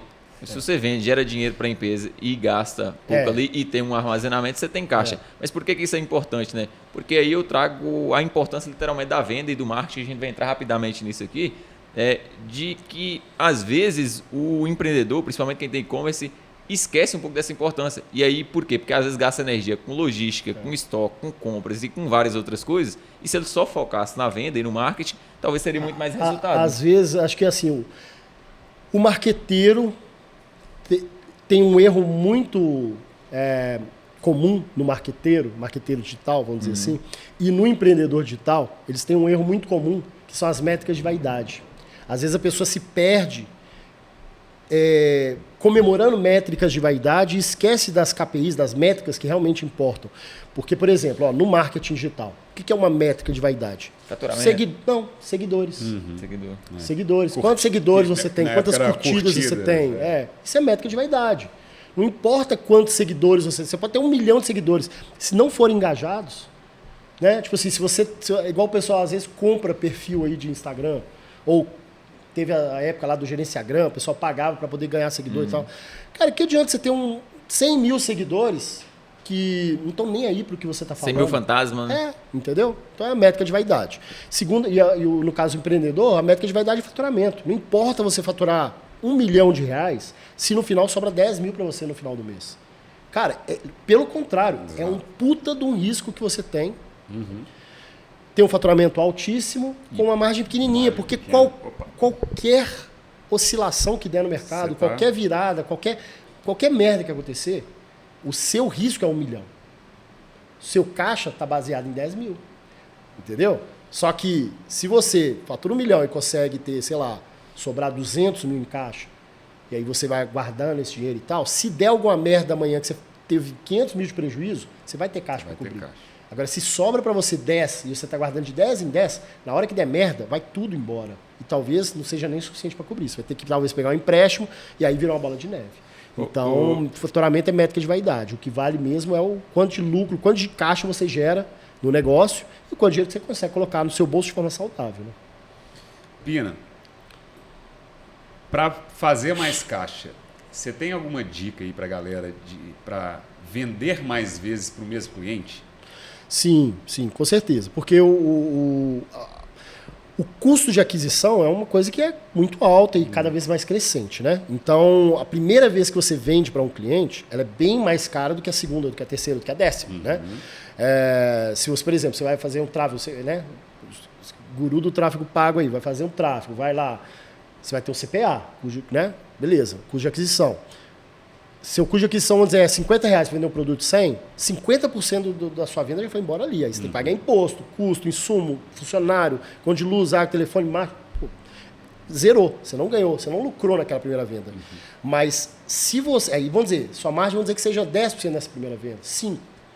Só que se você trabalha de forma inteligente de encantar o cliente, depois ter um trabalho de consistência, de relacionamento pós-venda, não só pós-venda, em que você consiga trazer para esse cliente a sua esteira de produtos, ou às vezes o mesmo produto, e essa pessoa tem uma recorrência com você, ou num cross-sell, ou num upsell, ou num downsell, assim, não importa, vender um produto mais caro, mais barato, um produto agregado, outra coisa. Se você consegue montar uma esteira, assim, um funil, né? Mas você consegue dar um exemplo prático, assim, para a galera, assim, de... O que você pode fazer para construir essas ofertas? Aí vai depender muito do mercado, Sim, né? Mas... Ou trazer um exemplo prático de uma cliente, de repente, que tinha um e-commerce que ela estava estagnada num faturamento e aí ela começou, talvez, a aplicar upsell ou downsell. Mais ou menos da história do boné aqui. Eu vou dar um exemplo de um cliente que inclusive, mesclou contextos muito diferentes do marketing digital e do e-commerce, né? Uniu mundos diferentes, que é o que a gente está trabalhando muito hoje, que é juntar o que é parte de afiliado, do marketing digital que vende curso, produto individual, único, e uma loja virtual. Como que foi essa sacada aí? Na pandemia, ele e a esposa tiveram alguma dificuldade ali e começaram a resolver vender um curso online na área de beleza, né? Beleza feminina. Aí começaram a vender curso, começaram a escalar isso daí, começaram a ganhar dinheiro com isso aí, pô, foi uma escalada legal, principalmente na época ali de 2020, 2021 e tal. Escalaram bem, começaram a ter centenas, milhares de alunos, né, nesse curso deles. Só que eles descobriram que, tipo, não dá pra você vender o mesmo curso para a mesma pessoa, né? E aí você sempre tá pensando no próximo cliente. E beleza, no início, você tem que, às vezes, fazer o que você tem que fazer. Mas chega numa hora que você começa a enxergar, cara, quando eu sempre preocupo no próximo cliente, eu estou deixando de olhar para o cliente que eu já conquistei e eu estou deixando de fazer uma venda muito mais barata e, às vezes, criar um relacionamento muito mais profundo com aquela pessoa que já se satisfez com alguma coisa que eu entreguei para ela. E eles começaram a enxergar isso. E aí o que eles fizeram? Começaram a montar, viram, pô, depois que a pessoa vai lá e faz o nosso curso, que vai ensinar como aplicar determinadas coisas na cliente dela, no salão de beleza e tal. O que ela precisa? Poxa, ela precisa do produto que ela vai aplicar. E aí eles começaram a montar uma linhazinha de produtos ali para poder vender para essas pessoas. No final do curso, ela podia comprar o kitzinho para aplicar nos clientes. Depois ela falou, poxa, espera aí, como que eu gero recorrência nisso? Aí, pô, a cliente dela que usou lá no salão, às vezes ela vai querer ter em casa para dar aquela continuidade daquele tratamento, né, de usando aquele produto. Pô, já sei. Vou converter as meus alunas em afiliadas nesses produtos. E aí, no final do curso, ele não só entregava um kit com desconto, mas ele falava, você pode revender meu kit para o seu cliente e ganhar dinheiro nessa revenda. Aí, pum, já conectou uma esteira na outra. E aí, no final, a grade de produtos começou a crescer. Antes era 2, 3, 5, 10. E aí ele começou a ver a complexidade que é de você fazer vendas individuais de múltiplos produtos. E aí veio a sacada de montar o e-commerce, com um catálogo, onde os clientes podem ir lá, comprar o que quiser e tal. Fizeram um sistema de assinatura. Ou seja, pegaram um monte de estratégia e foram conectando elas numa esteira de forma inteligente. Isso tudo usando a infra da I7? I7 Monetize. Monetize. Aqui o Pina trouxe um exemplo de que uma pessoa ela já tinha uma certa audiência, ou seja, ela já tinha alguns clientes, principalmente no universo de infoproduto, e aí eles viram como que eu consigo monetizar mais, talvez vendendo produto físico, né? No caso lá de beleza. E uma reflexão que eu até convido a vocês olharem para o negócio de vocês é, ao invés de ver qual que é o produto que eu estou vendendo, é a quem que eu estou ajudando. Por exemplo, nesse caso lá, eram talvez mulheres, né, cabeleireiras, que eles estavam ajudando o universo ali, né, do produto, do infoproduto deles. E aí eles pensaram, pô, como que eu consigo ajudar ainda mais a minha cabeleireira? Não sei o que você vende, se você vende ferramentas, se você vende tinta, se você vende camisa, mas provavelmente seu cliente ele precisa de outras soluções, outras coisas durante a vida dele. E aí você pode estar acoplando essas novas coisas para também monetizar mais sobre aquele mesmo cliente, porque o que o Pina falou, o que custa mais hoje em dia é você trazer um cliente novo para a sua base. Exato. Depois que ele vem, por exemplo, eu já conheço o Pina. É 8 vezes mais barato você converter para uma pessoa que já comprou com você do que uma pessoa nova. Exatamente. Então, começa a refletir, colocar na ponta da caneta, pô, eu conheço meu cliente, ele faz isso no dia a dia, como que eu posso ajudar mais ele? Porque os clientes querem isso, querem que você traga solução mesmo para eles, entendeu? E essa é o pilar principal do empreendedorismo, né? É você servir. Gerar valor, né? Servir. Você servir ao seu cliente. É até um paradoxo que eu trago lá no meu livro, que eu falo que é o seguinte, é o paradoxo do... o que é um empreendedor? Ele trabalha no egoísmo, no egocentrismo altruísta ou no altruísmo egocêntrico. E qual que é essa diferença?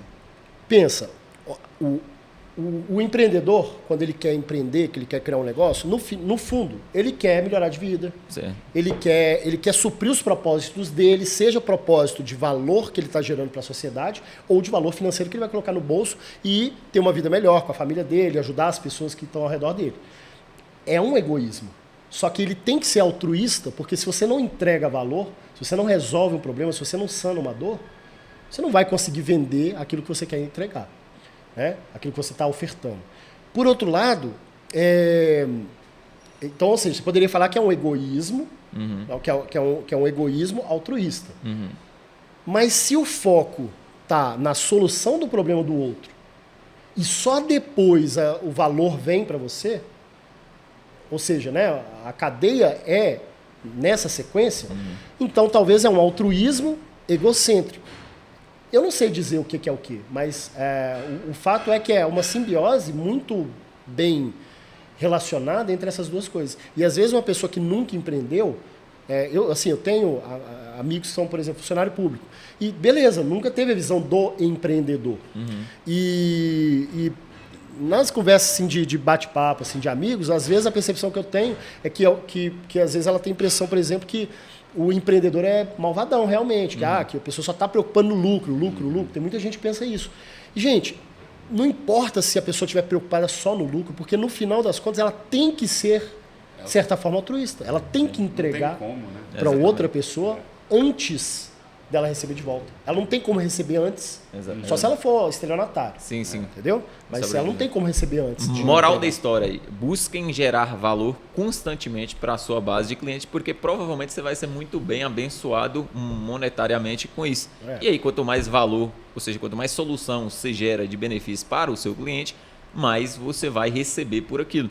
Mesmo às vezes você nem estando de olho, né? Nem querendo ajudar seu cliente, entre aspas, né? Ô Pina, a gente está caminhando para o final aqui, mas antes eu queria que você contasse um pouquinho aí, que você deu um spoiler aí do livro que você... Que encaixa com o presente. Exatamente. Sim, Então conta aí para a galera o que é esse livro, o que você vai contar nele. Então, a ideia do livro surgiu do seguinte. Na verdade, foram duas coisas que eu acabei conectando. Eu tenho alguns clientes de mentoria e já tem algum tempo que eu venho ajudando de forma mais profunda e pontual em algumas jornadas, e o que eu vejo em comum, assim, eu vejo alguns problemas em comum que assim, por mais que empreender não tenha uma receita, não existe uma receita de bolo para empreender, existem problemas em comum que têm receita. Procrastinação, tem receita. Tem receita para você resolver um problema de procrastinação. Organização do seu tempo. Inspirar autoridade ou inspirar criatividade na equipe. Aprender a aprender, que eu acho que é o conceito mais importante de todos. É a minha lei zero, né, nesse meu livro. Então, eu comecei a ver que existem alguns conceitos, né, sobre marketing digital, sobre o próprio autoconhecimento do empreendedor e do negócio, que quando você adentra naquele assunto, tem sim determinadas práticas que você consegue fazer ali e constantemente ter resultados positivos, se você aplicar aquilo ali. E ao longo desse tempo, foi pegando minha experiência de vida, de toda essa jornada que eu contei aqui, além de pegar experiência de clientes, porque, igual eu falei, eu sempre fui muito próximo dos clientes. Né? Então, assim, eu posso falar que eu participei ativamente de milhares de negócios online ali ao longo desses 16 anos de I7, fora as experiências passadas. E a soma desses conhecimentos, mais essa profundidade que eu tenho tido aí já há alguns anos com minhas mentorias, e as leituras que eu tive ao longo desse tempo também, de vários livros que me inspiram e que me ajudaram a direcionar também meu pensamento, me fizeram tentar criar, né, vamos dizer assim, um conjunto de regras, um conjunto de práticas para me autodirecionar, inclusive, no meu negócio, e até para ajudar esses meus clientes também de mentoria. E, como eu quero voltar ao canal do YouTube, eu falei, cara, vou estruturar isso numa sequência que eu consiga gravar 1 ano de vídeo. Né? Ou seja, eu preciso de 50 vídeos. Eu preciso de 50 vídeos em 1 ano para colocar no meu YouTube. Né? Porque o meu YouTube está parado ali desde 2019, vou retomar agora. Então, eu quero gravar 50 vídeos para 1 ano, beleza, que tem uma sequência. Porque, inclusive, uma das coisas que se você quer trabalhar no YouTube, uma das coisas interessantes para você trabalhar é você criar playlists, né? Você criar conteúdos que a pessoa maratone. Eu quero que as pessoas maratonem. Eu quero ter 50 vídeos que, quando você assistir o primeiro, você sente que você tem que assistir o segundo, o terceiro, o quarto, o quinto. Legal. Entendeu? Então, eu preciso de 50 vídeos. Tá? E aí eu falei, beleza, eu preciso de 50 vídeos, então...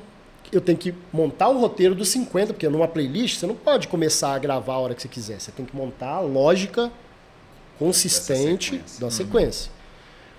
E aí eu fui e falei, beleza, eu vou fazer... Eu sou muito fã do livro 48 Leis do Poder, acho foda. O problema dele é a abstração, como eu falei para você, né? Que é tipo assim, ele é muito conceitual e ele não tem nada a ver com o nosso dia a dia. E se, assim, muita gente que lê ali até acha que é maquiavélico. Não é que é maquiavélico, você tem que abstrair e trazer com ética para dentro da sua realidade. Mas é um livro muito bom. E eu gosto da forma da leitura dele, porque é uma leitura que é separada em capítulos, que são as leis, e a estrutura dele ali é muito fácil você ler, tipo, sei lá, uma lei por dia. Ou você deixar na cabeceira para poder consultar quantas vezes você quiser. E o meu fica assim, eu consulto N vezes. Falei, cara, eu vou fazer 48 leis.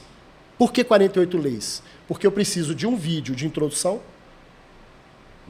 né? Um vídeo de introdução. Eu preciso de um vídeo de introdução, um vídeo é a Lei Zero, Aprenda a Aprender, e mais 48 leis. Então, na prática, são 49 leis. Porque eu começo da zero, porque todo programador sabe que qualquer índice começa com zero, né? Então, são 49 leis, na verdade. Eu mesmo acho que eu vou colocar 49 leis. O pessoal vai ficar assim, pô, mas tá errado, né? A quebra de padrão, isso né? Pode ser uma boa. Eu acho que eu vou fazer isso. Então, aí o que acontece? São 50 vídeos que eu preciso. E aí eu comecei a criar o roteiro, a ideia era criar um roteiro para toda essa estrutura. Só que eu sou um pouco prolixo, né? E aí eu comecei a aprofundar um pouco mais em cada coisa, porque eu falei, não, eu tenho que falar isso também, não, eu tenho que falar aquilo também, não, eu tenho que montar a estrutura assim, eu tenho que contar uma história para as pessoas poderem se conectar na história do fracasso, na história do sucesso. Às vezes eu quero contar 2, 3 histórias porque eu quero. O livro é meu. Porque eu acho que vai contextualizar melhor, eu acho que vai conectar melhor. Então, comecei a produzir. E aí cada lei começou a ter ali uma média de... As menores, 2.000, 2.200 palavras. As maiores, 3.800, 4.000 palavras. Então, o livro total tem 130 mil palavras. Que quando eu terminar ali, a gente não terminou ainda de diagramar ele. Ele vai ser diagramado em 2 formatos. Vai ser diagramado no formato de livro digital e não é e-book, tá? Porque e-book normalmente é uma coisa mais concisa, focada direto em alguns pontos ou algum ponto e mais, né, aplicada a um problema, uma dor. E assim, esse conteúdo é muito mais amplo. Né? Assim, se você, a ideia é que, poxa, eu tô com um problema cara, eu não tô conseguindo produzir, eu não tô me sentindo eficiente. Você vai ter uma lei lá que fala de procrastinação, você vai ter uma outra que fala de gestão do tempo. Então, é basicamente um manual para que um empreendedor consiga ter sucesso. Isso. Tipo, independente se seja um empreendedor. Sob risco de me taxar de arrogante, não é essa a ideia, tá, gente? Mas você deu um exemplo muito legal, que foi o exemplo da Bíblia. E longe de mim achar que eu vou fazer uma coisa tão fabulosa quanto óbvio que não. Né? Mas a Bíblia é o quê? É um conjunto de regras, um conjunto de leis, um conjunto de histórias, princípios, e que se você abstrair para a sua realidade, não importa se você é religioso ou não, eu não sou religioso, mas é um manual fantástico da vida. Tem muitas coisas ali que se você olha e fala, putz, se eu tivesse seguido aquilo ali, eu não tinha, né, me estrepado aqui. Muita coisa assim, muito fantástica na Bíblia. E a minha ideia com esse livro, óbvio, igual eu falei, guardando essas proporções, óbvio que longe de mim fazer qualquer coisa, 0,5% disso, mas a ideia é que seja um guia que a pessoa ela possa ler antes dela fazer a cagada e depois que ela fez, para ela saber o que ela fez de errado. Entendeu? Para ela ter uma referência. E óbvio que ele é restrito, como qualquer obra, né? Ele vai ser restrito, mesmo tendo quase 400 páginas que ele vai ter. Né? Show, cara. Mas a ideia é essa daí. E aí vai virar um livro mesmo físico. Então eu vou fazer ele, vou diagramar ele para físico, para digital. Tem alguma? Você pode fazer alguma, sei lá, alguma presente, algum presente para a galera que está assistindo esse podcast? Vamos fazer. Vocês deram uma ideia legal aí, assim, o que vocês quiserem fazer em relação assim. Quando eu lançar o livro digital, eu separo umas cópias aí. Vamos fazer o seguinte, então. Ó.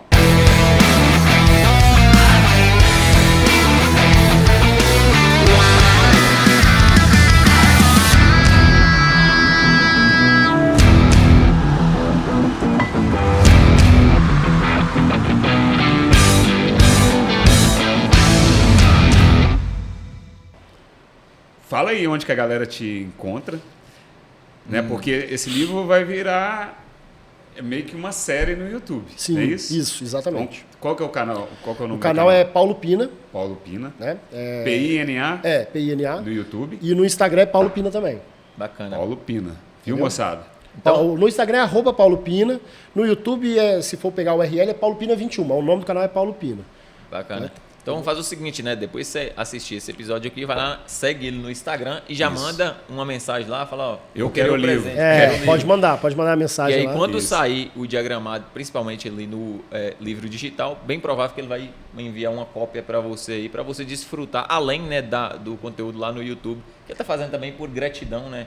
Sim, mas ó, só se me seguir no Instagram e se inscrever no canal lá no YouTube. Tem as regrinhas. Porque aí, né? Aí eu vou separar uma cópia para você. Show. Bacana. Pina, mais uma vez. Valeu, Obrigado cara. demais, Muito cara. obrigado, Pina. Prazeraço estar aqui com Pelo vocês. seu tempo, por ter compartilhado aí essas Sempre que histórias, precisar, sua tamo jornada. E vamos marcar mais. Isso. Né? Vamos, com As certeza. portas estão abertas. Obrigado aí, você que está de casa. Obrigado, Muito obrigado. Guilherme Prats, meu Isso aí. co-host aqui hoje. Isso Que aí. isso, cara. Olha só. Tamo junto, gratidão aí pelo tempo, né, para estar conversando com uma pessoa com muita experiência no mercado e também, né, a gente falou das suas redes sociais, mas também da sua empresa, a i7. Isso, I7, Como se diz, né, dá o pitch aí, como que a i7 pode ajudar a pessoa que está lá do outro lado para ela, enfim, Não, empreender na eu internet. vou dar 2 pits, I7 Monetize, tá? Boa. I7 é a empresa que eu fundei, é uma plataforma de e-commerce, de toda a história que eu contei aqui. E assim, é uma plataforma diferente, é uma plataforma de e-commerce que a nossa visão é te dar liberdade e conseguir acompanhar toda a sua jornada no e-commerce, desde quando você estiver começando até quando você estiver faturando, sei lá, 10 milhões de reais por mês, a gente tem clientes desse tamanho. Então é uma plataforma que tem muitos recursos, é muito ampla, e justamente por ser muito ampla, muito abrangente, a gente tem uma proximidade muito grande com os clientes para educá-los, né, para que você consiga entender todo o potencial que a plataforma tem para levar o seu negócio para o próximo nível e para que você se sinta habituado no dia a dia ali a usar a plataforma. Então, se você quiser conhecer a i7 aí, é muito fácil, acesse o site da i7, www.i7.com.br. A gente tem lá os planos, né, todos os nossos planos. A gente não tem teste grátis, porque eu acredito que se você não está disposto a investir um pouquinho do seu dinheiro, e é bem pouco, R$29 ali para você testar.